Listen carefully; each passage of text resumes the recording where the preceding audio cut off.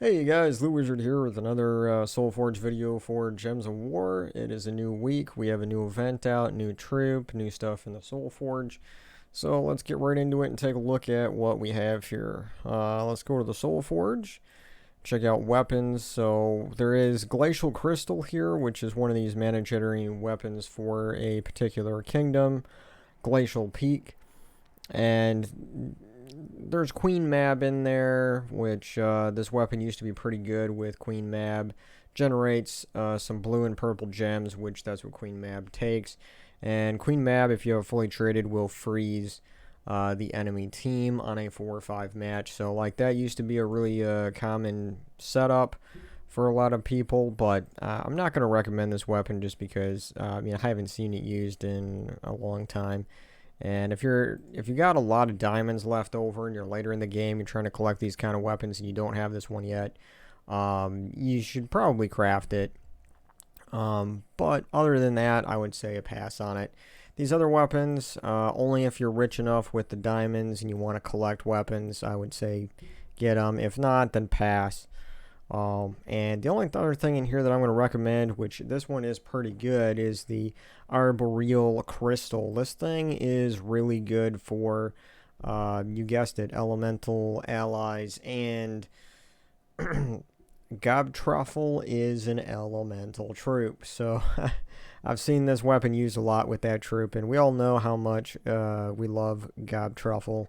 The guy is just used all the time. This weapon will explode green gems, which that is the color that the gob takes, and then it grants a random status effect to all elemental allies, and then it even summons an elemental if there's an open spot on your team. So this is a really good weapon for mana generation, and I'm just looking here. It does look like it creates a leaf storm, and that's going to generate more green mana on the board. So every time you cast this weapon, it's going to explode the green gems and then create a leaf storm. And I want to say a thank you quick here to all you guys that commented on my last video. I had trouble remembering what the green storm was for some reason. It is called a leaf storm. So I don't know why I couldn't remember that one for some reason. But yeah, this weapon is pretty good. I like using it too.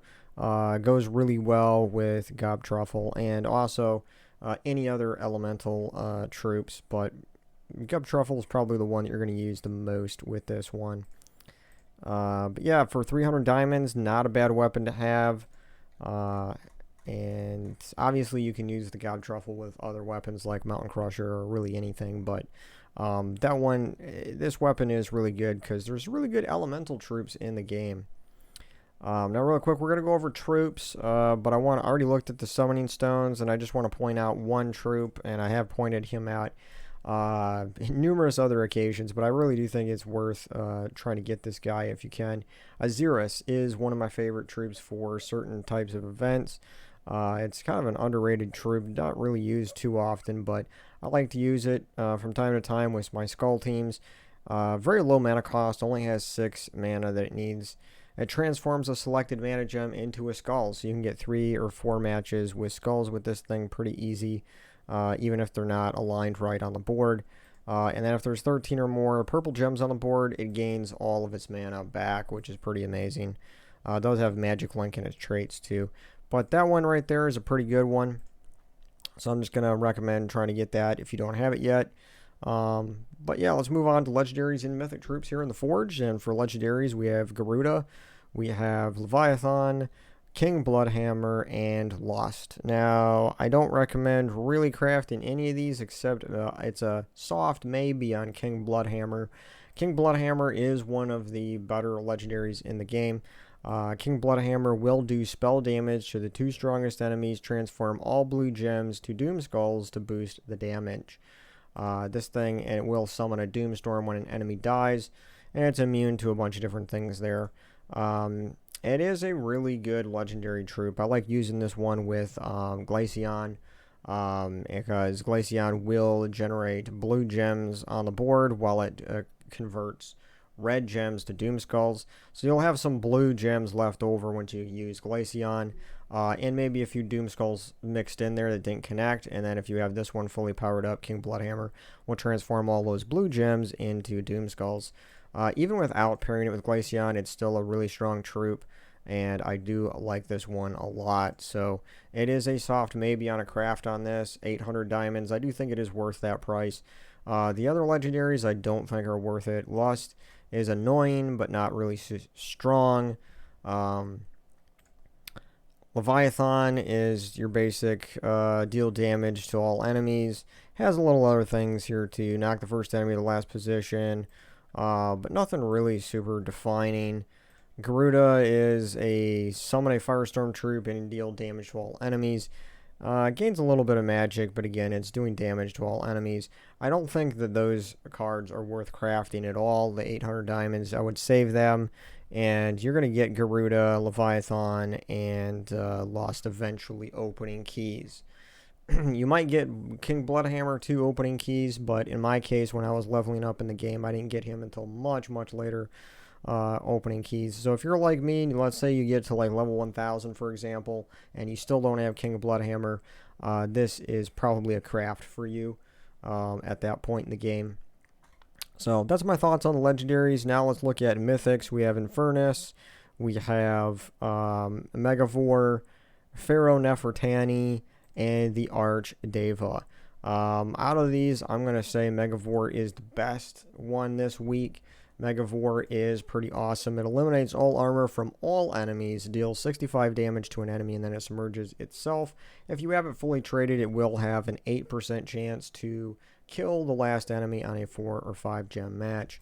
It is pretty powerful, especially in events and delves where the enemy has a lot of armor. This thing can remove all of that armor with a single hit, which is a lot of damage.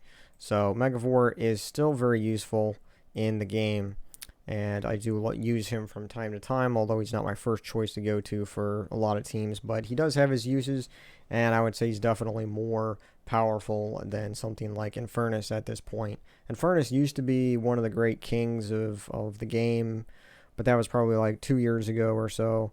Now it's just not as useful. You don't see too many people use it anymore. But I will say, out of the selection we have here, it's probably the number 2 this week. And if you don't have it and you have a lot of the other top mythic troops, I would consider crafting it, but only then, because you have a lot of other troops that are much more powerful than Infernus these days. Tina 9000 is one to mention. The Grey King, I would say, is definitely more powerful and useful than Infernus. What's the other one? The Lord of Slaughter, I would say, is better than Infernus. So there's 3 of them right there I named off that are better than Infernus, and they're the same 4,000 diamonds. So if you don't have those, I would wait on Infernus, craft the most powerful mythics first, and then move on. So that's my thoughts there. As far as the third one, I would probably say the Archdeva. Just because, I don't know, I looked at the Pharaoh Nefertani. I don't own this one yet. This was a campaign mythic, and even back when I took a look at it when that campaign was going on, I wasn't too impressed by it. Its main gimmick has to do with death marks, and death mark really has never been that useful for me. It only has a 10% chance to kill the enemy that is death marked. It does deal a little bit of spell damage to an enemy, and that's boosted by death-marked enemies. But the boost ratio is 10 damage, so if you have all 4 enemies death-marked, you're only going to get a boost of 40 damage, and it does 31 damage. So we're going to, a total of that would be 71 damage. And then every time you kill an enemy, you're going to have diminishing returns on that damage. So it does curse and disease all enemies, which curse might be good, but there are other troops in the game that do curse. And so you could use another troop for that function. In its traits, you can get 50% bonus souls, but it's not amazing. There's other troops that, with a very low mana cost, also get 50% bonus souls from battle. The curse here is that it doth mark a random enemy when matching 4 or more gems. So if you use it with like Mountain Crusher, you're probably gonna get a lot of 4 plus matches, and you'll pretty much death mark the entire enemy team. But the only thing that does is it has that 10% chance to lethally kill them, and it's a pretty small chance to rely on. So I don't really think it's that great of a troop.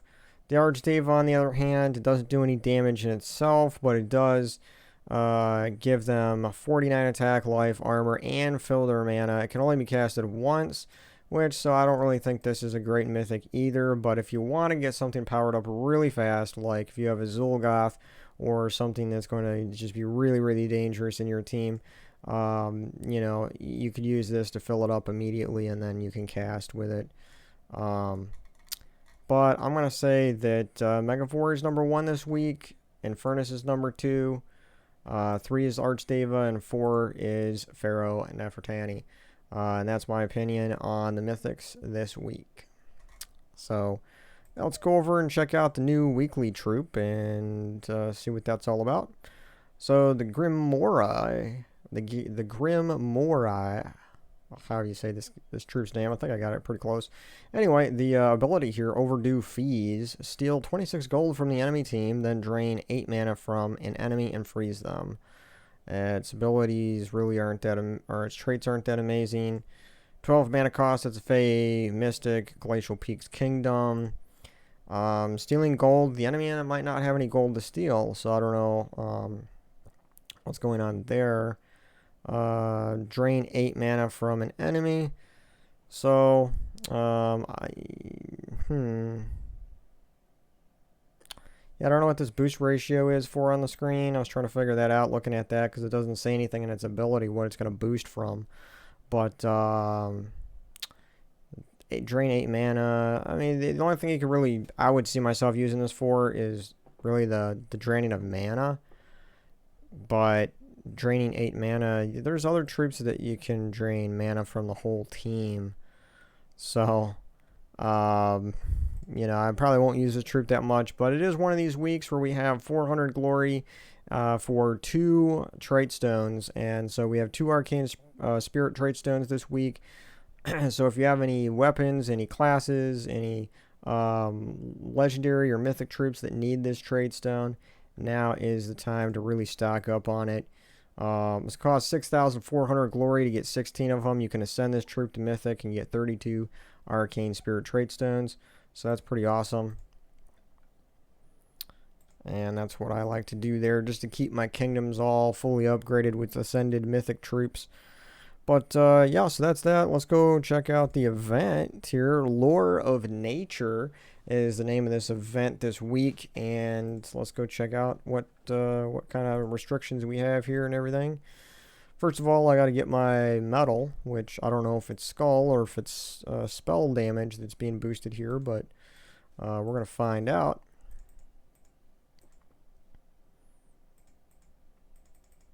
So we got ourselves a couple badges, and we're going to go right here and get ourselves a medal. There we go. We got a crystal medal. Let's go and equip it. And crystal medal gives us 160% skull and spell damage. Very nice. So now that we got that equipped, we can build a team for skulls or for spells. And I usually like going spells, but if there's good enough troops for skulls, we can do that too. It's nice to have the option.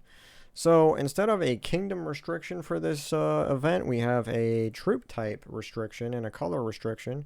So if it's a Fey or if it uses blue, it's got to meet those 2 criteria, Fey and blue colors, then we can use it. So we go base rarity. Let's check out what we have here. And it looks like the new mythic troop, Vernalis, is in here, which boosting our allies magic and attack. Both of those are being boosted already in this event, so that might be a good support troop to use. Mistralis, which I like, enchants all allies on a 4-5 match, does some splash damage, gain an extra turn. Love getting those extra turns. Glitter Claw is a legendary troop which gains enchantment when matching red gems. I think there's only 2 troops that actually get enchanted by matching a color of a gem. We have Glitter Claw that gets enchanted when matching red gems, and you also have Kristen Axe, which gets enchanted by matching purple gems. So that's a kind of a cool little feature that a few of these troops have. And this one does Fairy Fire all enemies when you cast it. But it only does damage to a single enemy, so I may not include that in the team. Of course, we have Queen Mab, but burns all enemies, mana burns them. We have Skady, which we could put at the bottom just for that passive mana generation, but I just see one that's even better. We can go Rowan here, which Rowan is amazing. And with Vernalis, if we put it in the second spot like this, Vernalis is going to... it might give... I mean, it's definitely going to give it the attack bonus, but Rowan's damage is boosted off of armor, but Vernalis might give it 10 magic, which will increase its damage potential. But I think Rowan is going to be a really good one to go with to really get some good damage going. And for a weapon, let's see what weapons. I think it has to be blue. Otherwise, I was going to use the Shield of Urskaya, which gives it armor. So I was going to do that, but...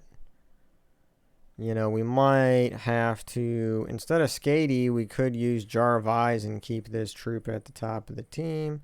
That's something we could do. Because we're looking for mana generation here. Mana generation. That's why that one Glacial Peaks weapon, which I'm probably going to craft it because I don't think I have that one yet. But I don't know if there's any weapon specifically for Fae that is blue colored. We could use Rope Dart there, I see that. But I'm just going to put in Fae and see what we have here. Fairy Ring. Deal 35 and then boosted by Fae allies, then create a mix of green and purple gems for each Fae ally. And that's what this event is around. So I might actually use the Fairy Ring here. Replace Skady with it, and we can do this sort of thing maybe. And yeah, we could do like a green blue probably. Double green blue. Class doesn't really matter. If you want to go a full Fae team, I would recommend Frost Mage. And Frost Mage at level 70 does have Lightning Strike, and it's a really good class there. But I am trying to level up the Slayer class. It's going to be a little slower in this event, but I do have Potions of Enchantment and Explosion. So I think I'm just going to go Slayer, just because I'm trying to level it up. And these sorts of events are kind of good for leveling up classes because you get 2 XP for doing these battles and these events.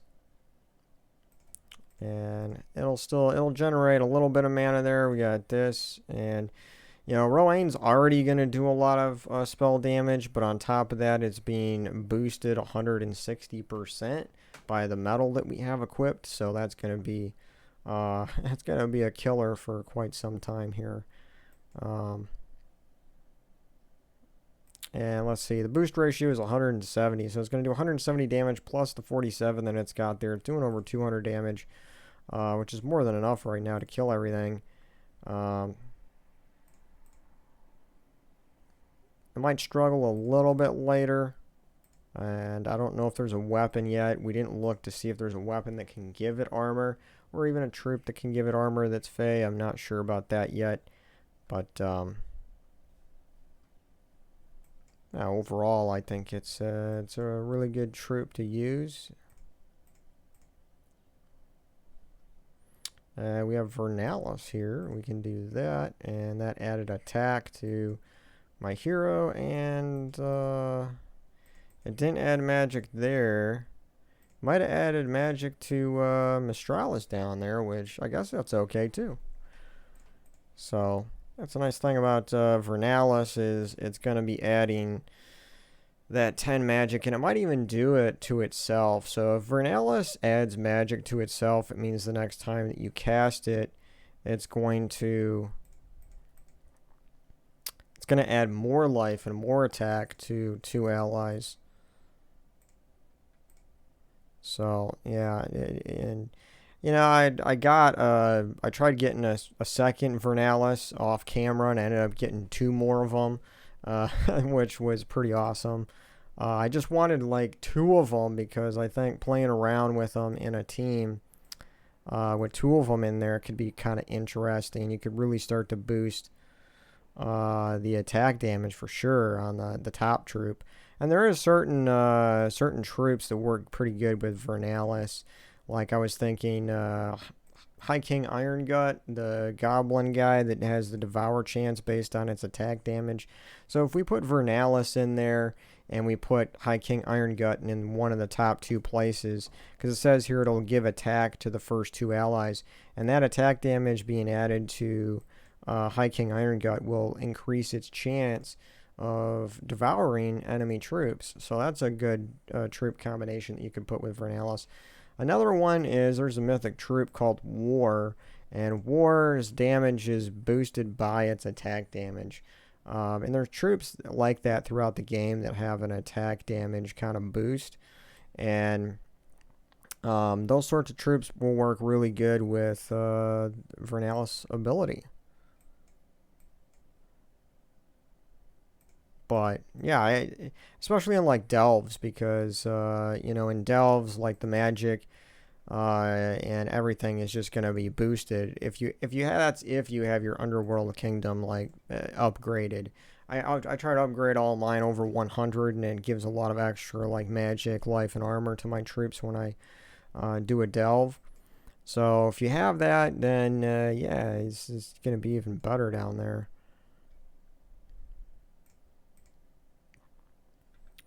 But so far, so good with Rowan here.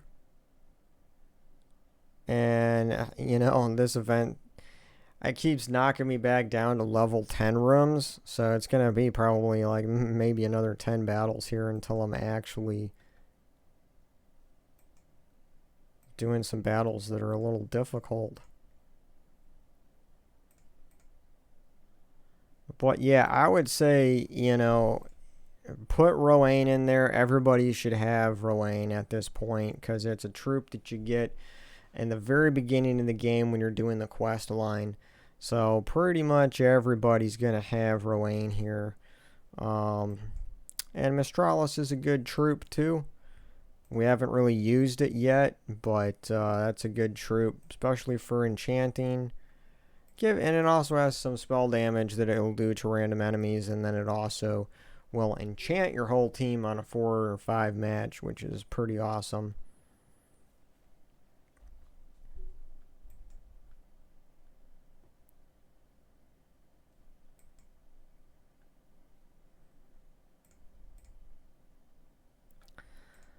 Yeah, it's going pretty good. Well, we got a level 52 room. That should be a little more challenging, but it doesn't get real challenging until you get up to like level 250, somewhere around there. Then you start really having to think about more of what kind of troops and stuff you're using. But I do like this. The event that they did here with the metal is skull and spell damage, because even if we don't have skull troops, the occasional skull match is still going to get you the 160% bonus damage. Like right here, we have a skull, and that gives us the 160% bonus damage. So it's just nice to have the option of just using skulls whenever you want to and getting that extra boost of damage.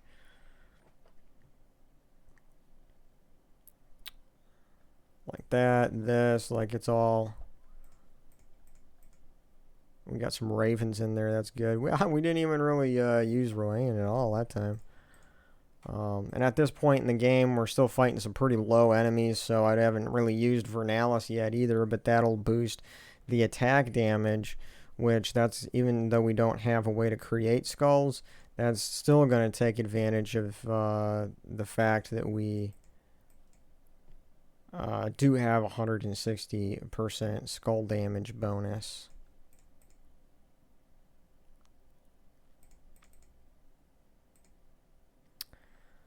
So yeah, that's my recommendation there. I guess we can go in here and see if there's a weapon.